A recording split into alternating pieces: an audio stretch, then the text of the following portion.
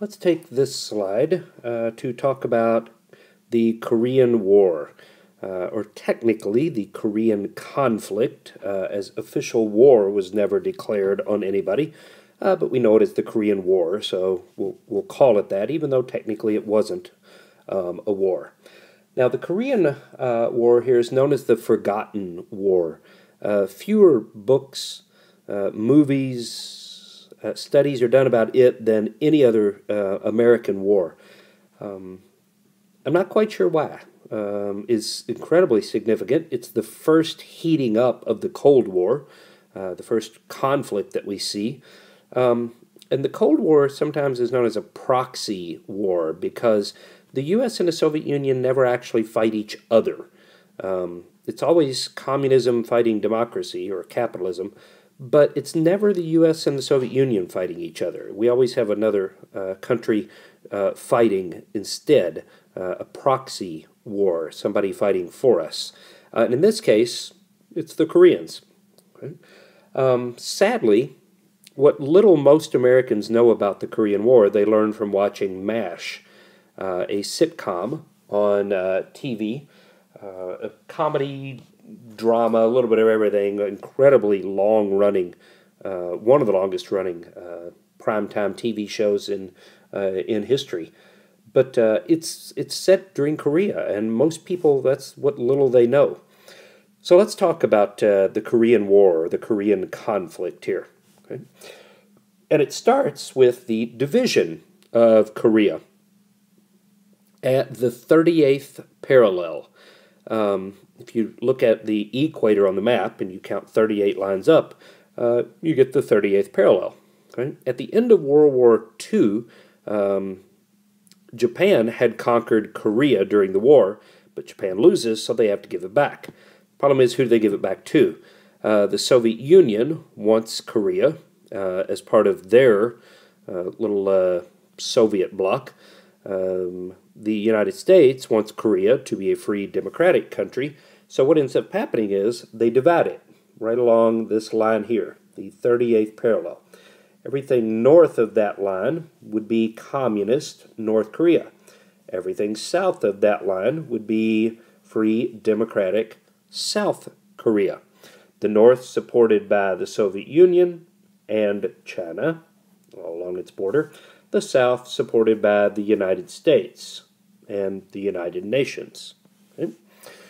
Now, the war begins on June 25th, 1950. You see a sign here. The war began here, June 25, 1950, when North Korean troops surprised everybody, especially South Korea, and crossed the 38th parallel, invading South Korea. Okay? You'll see a whole series of little dotted lines and dates on here. Okay, we're going to talk about those. Those mark sort of demarcation points. So on June 25th, 1950, North Korean troops crossed the 30th parallel into South Korea, completely catching South Korea by surprise. They pushed South Korean troops all the way down through South Korea until South Korean troops have hunkered down in this little blue dot right here, okay, called Pusan, P-U-S-A-N. Now, this is Pusan, port city, right here. Okay? So North Korea controlled all of South Korea except this little area, the dotted line there, right around Pusan, where the South Korean troops had holed up. Now, they conquered all that land in just over, what, June, July, August, September, October, about 3 months. June, July, August, September. By September of 1950, the front lines of the war were right here around Pusan. Now, let me give you an idea of some size here. The Korean Peninsula, North and South Korea combined, the Korean Peninsula right here, is about the same size as Kentucky and Tennessee combined. So we're talking about a very small area. That's a lot of movement in a short period of time. Well, it's because it's not a lot of room here. Kentucky and Tennessee combined, this whole area right there. So by September 1950, the front lines were right here. Okay? When North Korea invaded South Korea, okay, it sort of set the United States at alarm here, okay, and proved that we couldn't relax. Communism was a threat to spread any time. Okay? So the National Security Council, remember they're the guys who update the president every day on things going on around the world. The National Security Council writes a memo to the president. It's called NSC 68. NSC stands for National Security Council, and it's the 68th memo they've written. It's not a real original name. Okay? But NSC 68 will recommend that the United States quadruple its defense spending. They say we need to spend 4 times what we're currently spending on defense if we're going to be able to contain the spread of communism. That we're not prepared, we're not ready. And because of that, the military will be greatly enlarged. Okay, back to our war here. If you'll recall, the North Koreans have captured everything in South Korea except the area around Pusan. That is when the South Koreans scream for help and the United Nations comes to their aid. General Douglas MacArthur, okay, hero of World War II, rebuilder of Japan, will be put in charge of all United Nations troops. Remember, if you look at the map here, MacArthur is right here in Japan, right next to Korea. So it's easy enough for MacArthur to take his troops in Japan and help out the South Koreans. There will be about 20 different United Nations countries that send troops to help the South Koreans. 20 different countries send troops, but 90% of the troops fighting are Americans. 90% of all the soldiers fighting to help South Korea are Americans. So MacArthur, and here you see MacArthur up at the top there, and the South Korean president, Syngman Rhee. MacArthur will be put in charge. And instead of landing troops right here in Pusan and slugging his way out, MacArthur is going to do something incredibly radical and incredibly dangerous. Okay? He is going to land his troops at a place called Incheon. Incheon. Okay? If you look at the map, Incheon is the pink dot right there. Well, right around where I'm clicking. There you go. Incheon is that little pink dot. It is a port city, okay, on the coast, and if you'll notice, that's an odd place to land because the North Koreans control all of this. So MacArthur is landing behind enemy lines. He'll take his troops from Japan and land behind enemy lines at Incheon. An amphibious landing going from sea to land. It's very difficult, very dangerous, especially when you're behind enemy lines. But MacArthur takes the North Koreans completely by surprise. Okay? He will recapture all of South Korea, and then he will cross the 30th parallel into North Korea. Okay? And he will, in just 2 months, you see the date up here, by November 1950, MacArthur will have recaptured all of South Korea and all of North Korea up to this dotted line. Okay? So again, in only 2 months, we've gone all the way down here, back there. So now we've gone down and back up. Okay? The border between China and North Korea is the Yalu River. Okay? It's this border right here, this river, the Yalu River. And as MacArthur starts to approach the Yalu River right here, China starts to get very nervous. Very nervous.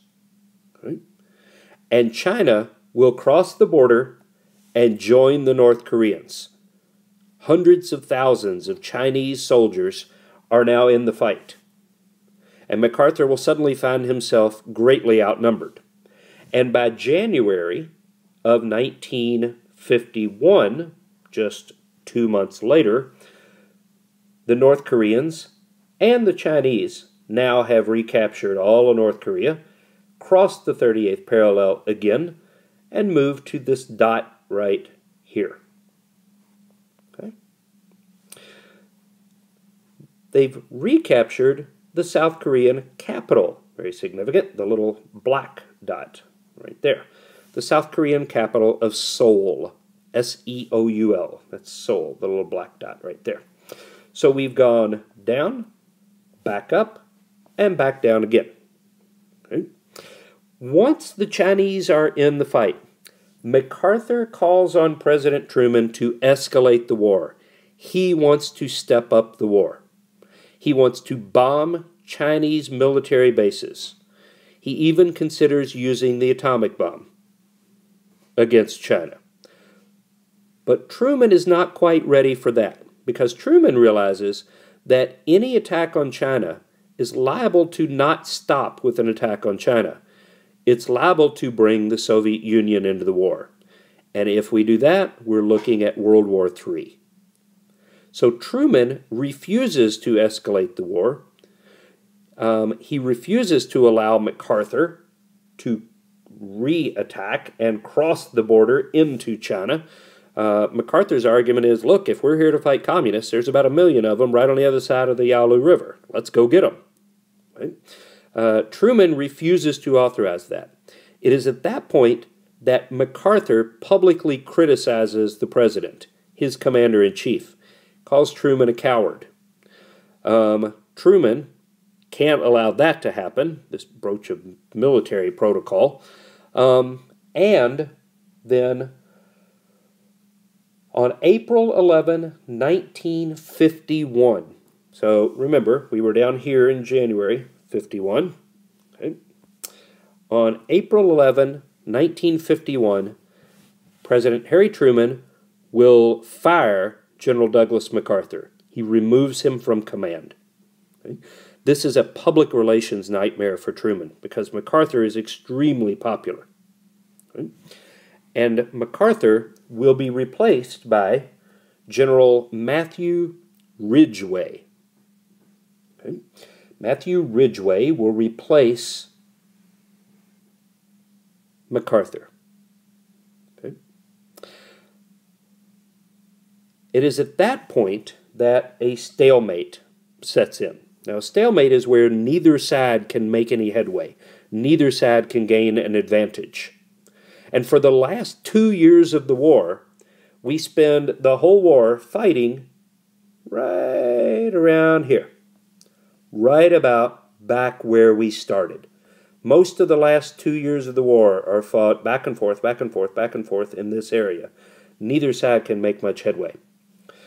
So a stalemate sets in. Eventually, peace talks will result in the end of the war. Peace talks will go on for almost 2 years before an agreement is reached. And the agreement will be to keep Korea divided right along here, at the division between the darker orange and the lighter orange. That's the new dividing line, right almost where we started at the 38th parallel. The new dividing line between North and South Korea is the DMZ, the demilitarized zone, meaning no military is allowed there. The demilitarized zone. Okay. The DMZ is a 2.5 mile wide strip of land that goes all the way across the peninsula. It's about 160 miles long. A 2.5 mile wide strip of land right there. And the only thing keeping North Korea from marching into South Korea or South Korea from marching into North Korea are over 1 million landmines. In the DMZ are over 1 million landmines. That's the only thing separating those two countries. I have heard tell, I don't know if it's true or not, but I've heard, thanks to the movement to get rid of landmines, that if you added up all the landmines in the world, you still wouldn't have as many as there are in this 160-mile long 2.5 mile wide strip of land right there. Right?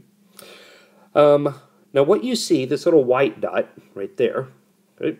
Little white dot, is a city, for lack of a better term. It's not really a city, but called Panmunjom. Panmunjom. It is a government city right in the middle of the DMZ. There's one road leading into Panmunjom from the north and one road leading into Panmunjom from the south. Okay? This picture here in the bottom right, that's Panmunjom. Okay? It's a government city. There's a line running right down the middle. These blue buildings, whenever the North and South Koreans get together to meet, they meet in these buildings. So they're not in either country. They're in the demilitarized zone. These are North Korean guards. These are South Korean guards. They spend all day staring at each other, but nobody dares cross the line. It's one of the most unique, interesting places on Earth here. And in class, we'll look at sort of the difference between North and South Korea. I'll show you a map, striking difference between the two. Okay. But anyway, that's the Korean War. We're still divided today. It's a mess.